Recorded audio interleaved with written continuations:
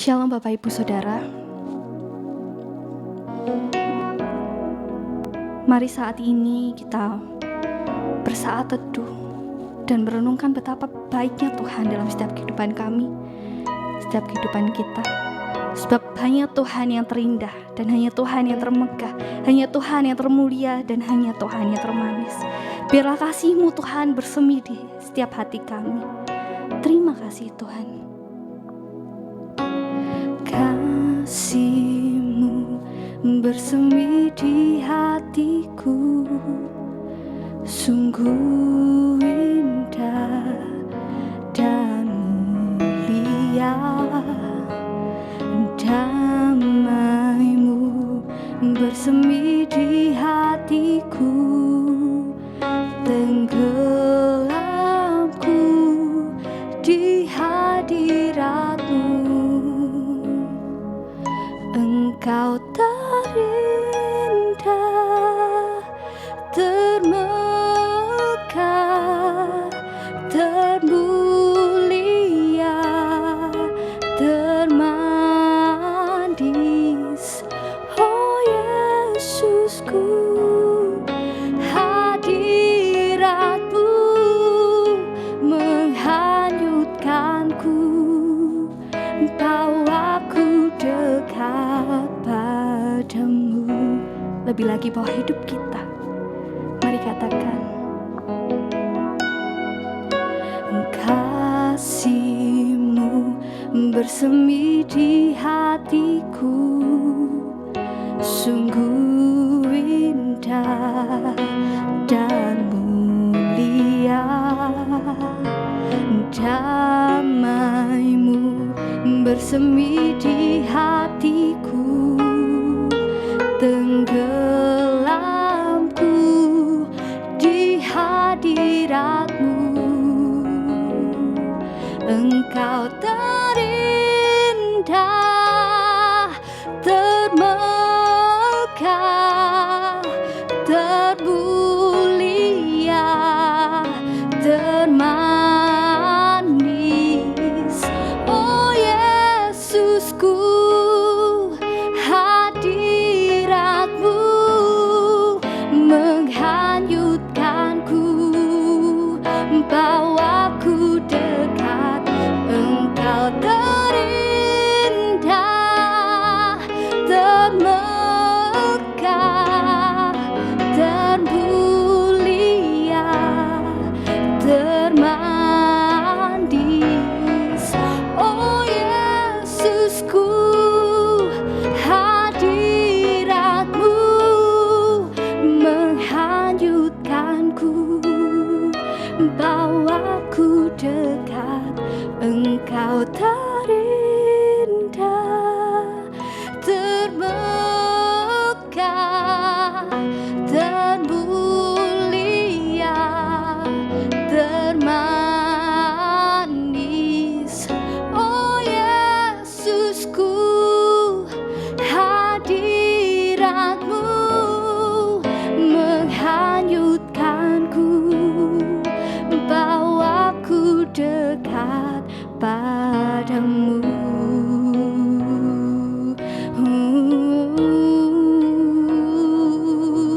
Bawaku dekat padamu, sebab Kau Tuhan, Kau yang terindah, Kau yang termegah, Kau yang termanis. Segala pujian syukur hanya bagi-Mu, Yesus.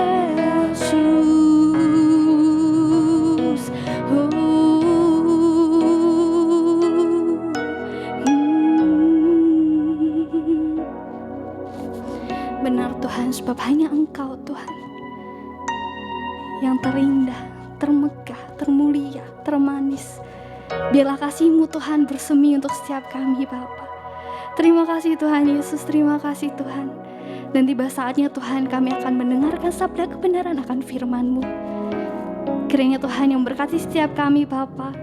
Kiranya Engkau yang membaca setiap hati kami, supaya setiap benih firman yang ditabur dapat berakar, bertumbuh, bahkan berbuah lebat. Kau berkati beliau yang menyampaikan kebenaran firman-Mu. Tuhan, pakai lebih lagi Tuhan Yesus. Terima kasih Tuhan Yesus, terima kasih. Demi dan di dalam nama-Mu kami berucap syukur, haleluya, amin. Shalom, selamat berjumpa kembali dalam ibadah doa pagi. Mari saya pagi hari ini akan mengajak setiap kita membaca di dalam Mazmur pasalnya yang ke-133. Kita akan baca dari ayat yang pertama sampai dengan ayat yang ketiga. Mazmur 133, demikian bunyi firman Tuhan. Nyanyian ziarah Daud, sungguh alangkah baiknya dan indahnya apabila saudara-saudara diam bersama dengan rukun. Seperti minyak yang baik di atas kepala meleleh ke janggut, yang meleleh ke janggut Harun dan leher jubahnya. Seperti embun gunung Hermon yang turun ke atas gunung-gunung Sion, sebab kesanalah Tuhan memerintahkan berkat kehidupan untuk selama-lamanya. Saudara, pagi hari ini kita akan belajar bersama-sama dengan tema memiliki kesatuan hati di dalam keluarga yang menghasilkan keluarga yang berbahagia. Untuk itu saudara, apa yang akan kita petik atau pelajaran apa yang kita ambil dari Mazmur ini saudara? Bahwa di dalam keluarga itu harus ada unity atau kesatuan hati.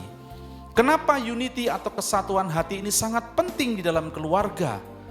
Karena unity atau kesatuan hati di dalam keluarga itu sangat penting, itu akan membawa keluarga kita semakin hari boleh semakin ada dalam penyertaan dan berkat Tuhan.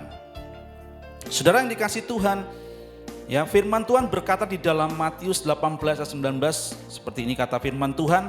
Dan lagi aku berkata kepadamu, jika dua orang daripadamu di dunia ini sepakat meminta apapun juga, permintaan mereka itu akan dikabulkan oleh Bapa-Ku yang di surga. Sebab di mana dua atau tiga orang berkumpul dalam namaku, di situ aku ada di tengah-tengah mereka.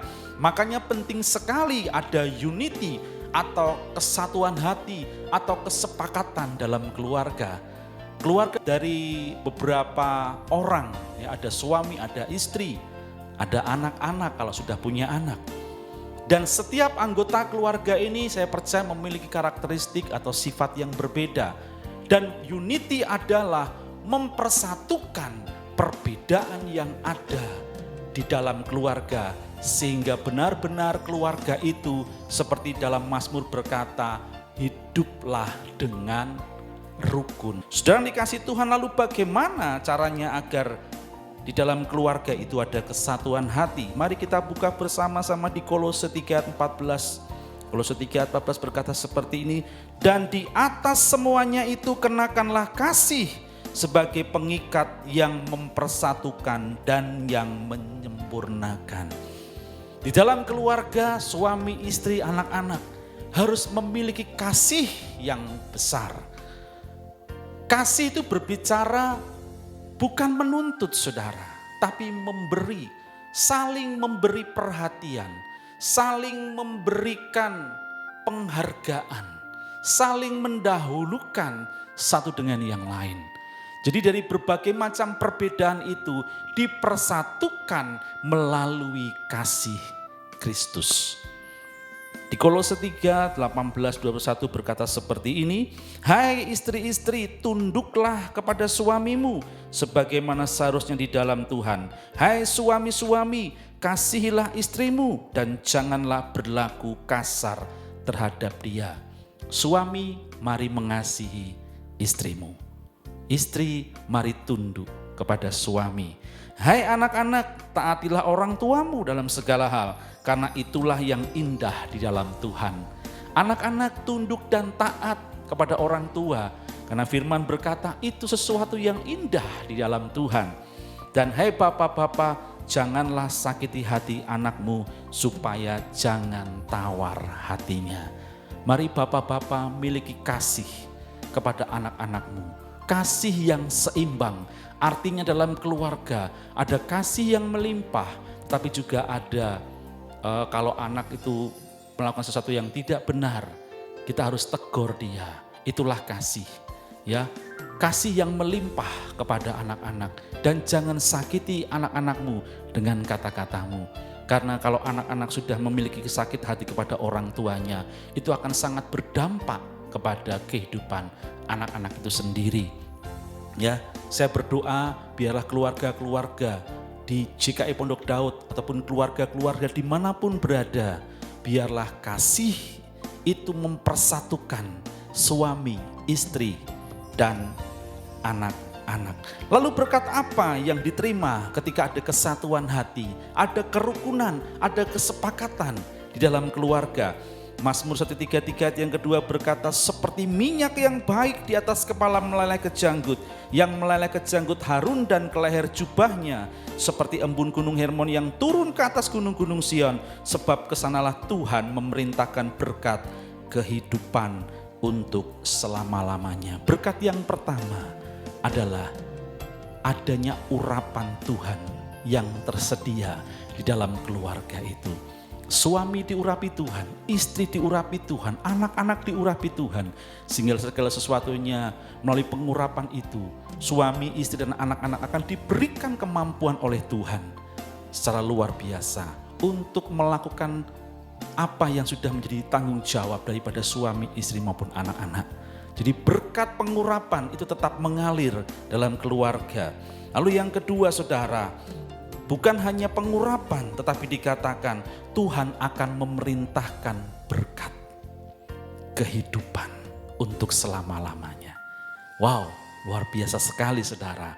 Tuhan memberkati keluarga kita, Tuhan memberkati apa yang kita kerjakan, Tuhan memberkati istri kita, Tuhan memberkati suami kita, Tuhan memberkati anak-anak kita, Tuhan memberkati pekerjaan kita, Tuhan memberkati pelayanan kita, Tuhan memberkati apapun juga yang kita usahakan. Dikatakan ada kehidupan yang luar biasa. Itulah janji Tuhan buat setiap kita, buat keluarga-keluarga yang bersatu. Untuk itu saudara, mari miliki kesatuan hati di dalam keluargamu. Sehingga berkat penyertaan Tuhan, kehidupan Tuhan, dan pengurapan Tuhan melimpah-limpah buat setiap kita. Amin. Mari kita berdoa. Bapa, terima kasih buat pagi ini, kami sungguh bersyukur buat kebaikan-Mu yang limpah atas kami. Kami sudah belajar firman Tuhan dari Mazmur 133. Tuhan ajar kami untuk memiliki kasih yang besar, sehingga melalui kasih yang ada pada kami itu mempererat kami, mempersatukan keluarga kami, suami, istri, dan anak-anak di dalam ikatan kasih Allah yang besar. Ketika ada unit dalam keluarga, ada pengurapan Tuhan, ada berkat Tuhan, ada kehidupan yang senantiasa mengalir. Hamba berdoa buat keluarga-keluarga yang ada dimanapun berada, kiranya tangan kasih Tuhan, penyertaan Tuhan, dan berkat Tuhan yang melimpah ada dan tercurah bagi setiap keluarga yang ada. Terima kasih buat pagi hari ini. Terus ajar setiap kami untuk kami boleh memasuki rancangan Allah yang ajaib. Dan terus bawa kami agar kami semakin mengenal Engkau, mengenal pribadi-Mu, sehingga hidup kami boleh semakin berkenan di hadapan Tuhan. Terima kasih Bapa, terpujilah nama-Mu kekal selamanya. Dalam nama Tuhan Yesus Kristus kami berdoa, kami mengucap syukur. Haleluya. Amin.